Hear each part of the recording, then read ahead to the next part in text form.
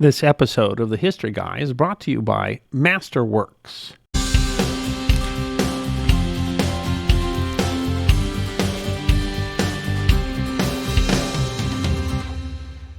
You've likely heard of Samuel F.B Morse for his invention of the electronic telegraph, but what you might not know is that Samuel Morse was also an artist.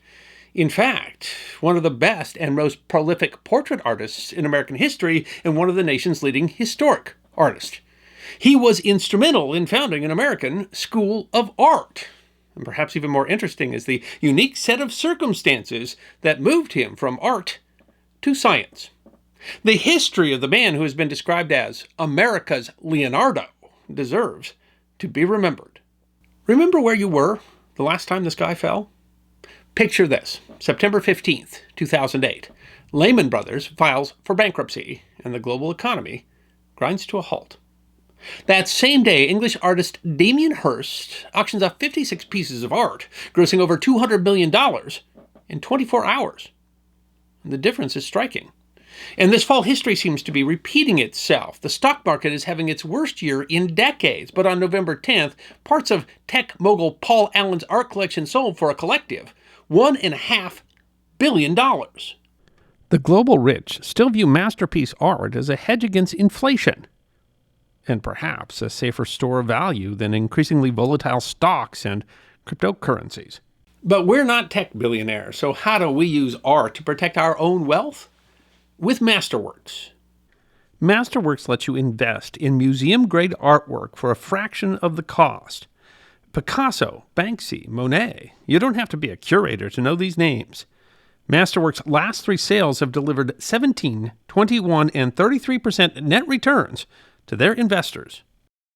The Paul Allen sale is predictably turning heads. So there is a wait list, but History Guy subscribers can get priority access. Just click the link in the description. On May 24th, 1844, the world's first commercial telegraph line, strung between the United States Capitol and Baltimore, was demonstrated to members of the United States Congress. The first words sent were taken from the Bible, Book of Numbers, chapter 23, verse 23. What hath God wrought? Those words were transcribed via something called Morse code and were sent by the eponymous inventor of the code, Samuel F.B Morse. Morse's message, which had been suggested by Morse by Annie Ellsworth, the daughter of the U.S. Commissioner of Patents, were apt.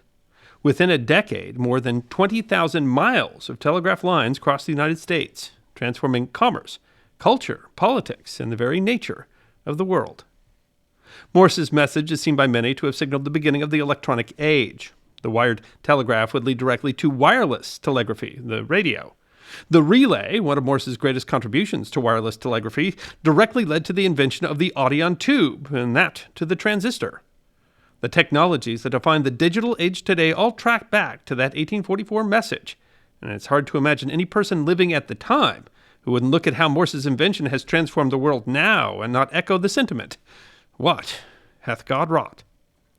But the story is, of course, far more complex than that. Numerous other inventors claim credit for the electronic telegraph, and Morse's two most significant technical contributions, the relay and Morse code, were developed with the assistance of others. New York University chemist Leonard Gale in the case of the relay, and mechanical engineer Alfred Vail, who received the famous message in Baltimore, for the code. Morse would spend decades defending patents and trying to secure his legacy as the inventor of the electromagnetic telegraph, complaining in 1848 about being constantly under the necessity of watching the movements of the most unprincipled set of pirates I've ever known, in the defense of his claim as sole inventor. Because, of course, don't all good stories involve pirates? But maybe even more interesting than his contribution to the electronic age is the story of how it might all have gone differently. Samuel Morse was 41 years old before he was first struck with the inspiration for his machine, which occurred on a ship from Europe back to the United States in 1832. At the time, he was already nationally famous, but not as an inventor, as an artist. And that fame might have distracted him from ever turning his attention to the invention for which he is so famous today. In his 1943 work, The American Leonardo, A Life of Samuel F.B Morse, author Carlton Mabie wrote, "The life of Samuel Morse is one of the most interesting in American history, a life fascinating partly because of the versatility of his undertakings, partly because of the rich interests of his mind and character." Born in Charlestown, Massachusetts in 1791, Samuel Morse was son of Jedediah Morse, an author of the first textbook on U.S. geography, earning him the sobriquet, the father of American geography, and Elizabeth Ian Finley Breese. The F.B. of Samuel F.B. Morse stands for Finley Breese. Jedediah was also a Calvinist minister and prominent supporter of the Federalist Party. Samuel was educated at Phillips Academy in Andover and Yale University. His father wanted him to be a minister, and he studied religious philosophy, but also mathematics and science. But much to his father's chagrin, his first interest was art. He started painting portraits while at Yale, and after embarked upon a remarkable course of study and artistic career. Professor Paul Stachey of Mount Holyoke College wrote in the 1981 edition of Delaware's Winterthur Museum's Winterthur Portfolio, "In a remarkable sequence of events, beginning in 1810, young Samuel F.B. Morse opened a decade of dramatic artistic evolution that took him from primitive domestic portraiture to the grandeur of the academic history painting at the Royal Academy, and on to the aristocratic milieu of elegant portraiture."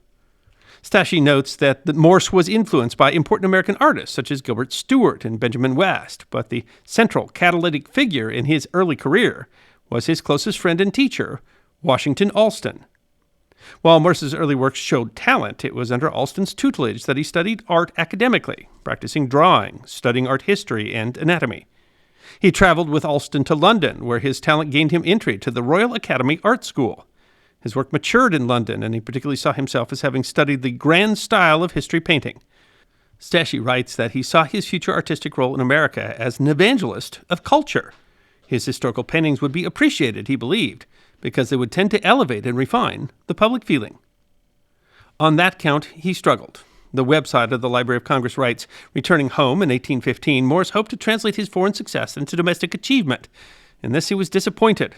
The problem was not a lack of talent, for Morse showed great promise as a painter, but probably the fact that he offered Americans grand paintings with historical themes, when all his paying patrons really wanted were portraits of themselves.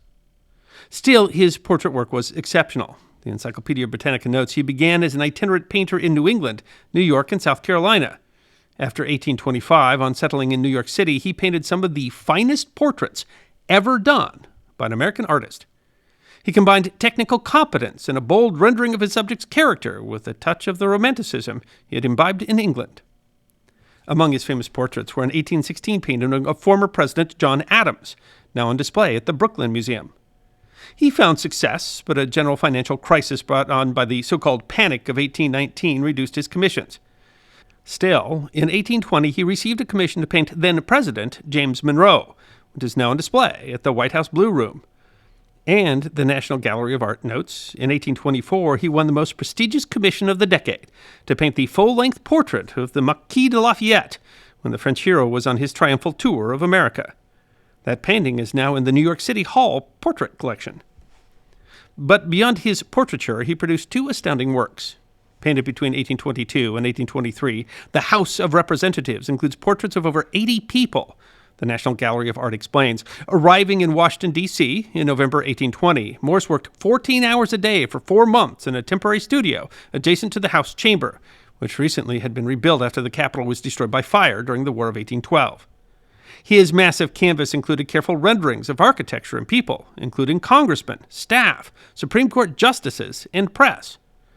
In a time when the nation did not have established art galleries, Morse's plan was to take the work on tour, charging admission.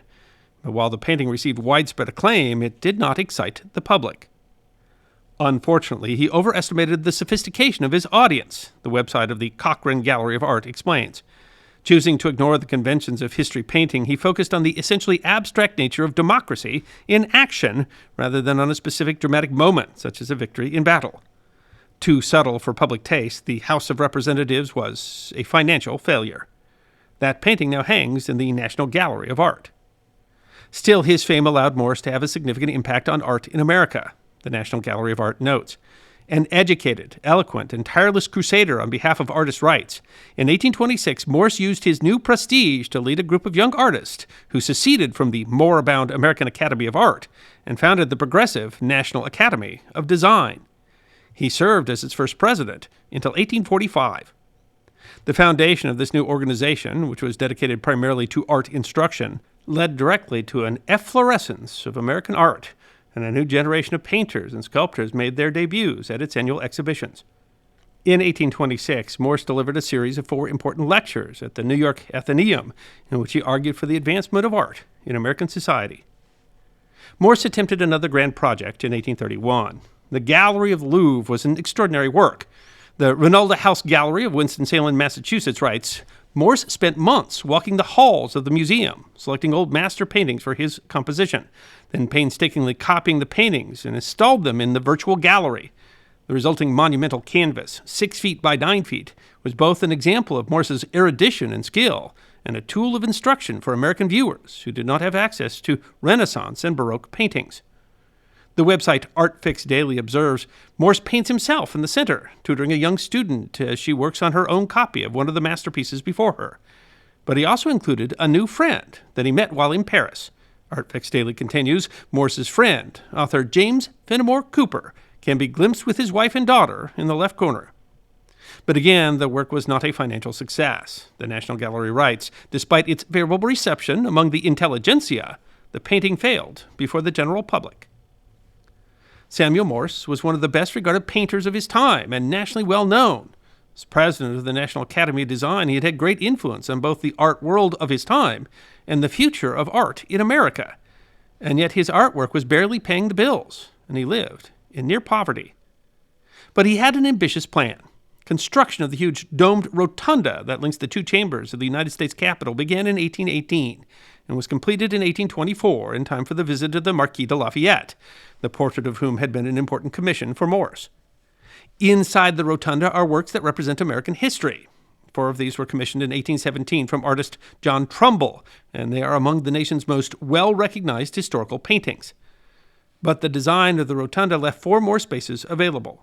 The Library of Congress writes that in 1834, still trying to succeed as an artist, he formulated an ambitious plan to paint grand historical scenes on the 4 remaining blank panels in the rotunda of the National Capitol in Washington.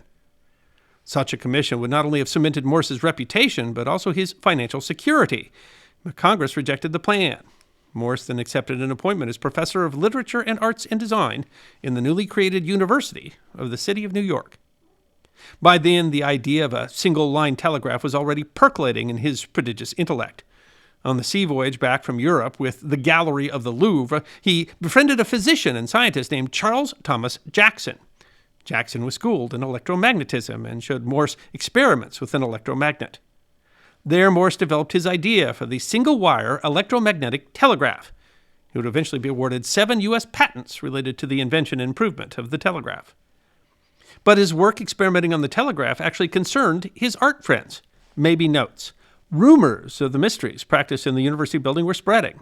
When at Clinton Hall the president walked among his National Academy students pointing out defects in their drawings, they would lament behind his back that one so gifted should be spending his time in futile experiments. Even his friends whispered what a miserable delusion had seized him. Uptown in Washington Square, the university students shook their heads ominously. One of the best artists in the country, they said, was sacrificing his genius to a chimera. That is, the man who is now recognized as the father of the electronic age was disappointing the American art community with his science. And the path to the future was not yet secure. While Morse's grand plan to have a commission for the 4 remaining spots in the rotunda had failed, Congress still planned to commission art for those spots. In 1837, Congress seated a joint committee to commission 4 artists to complete the decoration of the rotunda.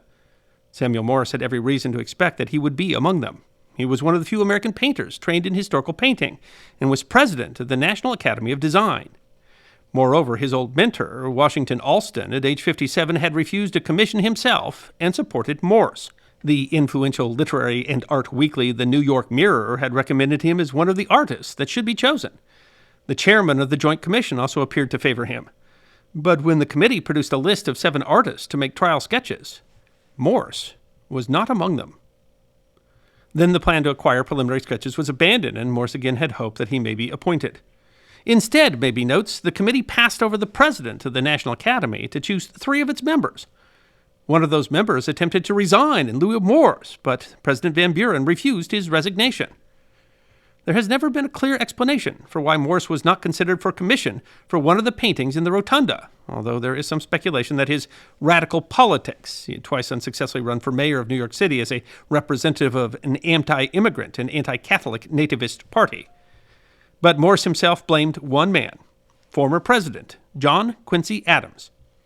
Adams had lost his campaign to be reelected to the presidency in 1828 to Andrew Jackson's Populist, but he had gone back to Congress, where, maybe notes, he was still a contentious member of the House.